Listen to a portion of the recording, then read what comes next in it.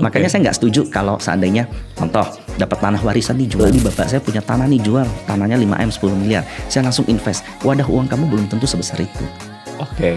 Ujung-ujung malahan bisa habis. Jadi kamu perlu meningkatkan wadah uang secara bertahap. Alias kalau bahasa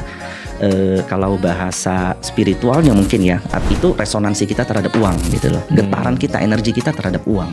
Oke. Jadi kita harus tahu angka kita sendiri kah? Angka kita sendiri, yes. Oh, I see. Dan angka setiap orang berbeda, setiap tahun berbeda. Nah, kebanyakan orang tidak sadar angka ini, dan angka ini nggak berubah-berubah akhirnya. Oke. Kalau dulu aku kehilangan 10 juta takut banget Mas Radit. Nah, ini bulan kemarin, saya minus 1 miliar mungkin kayak biasa aja. Karena saya tahu hack itu, saya ketemukan pola itu, dan saya solve.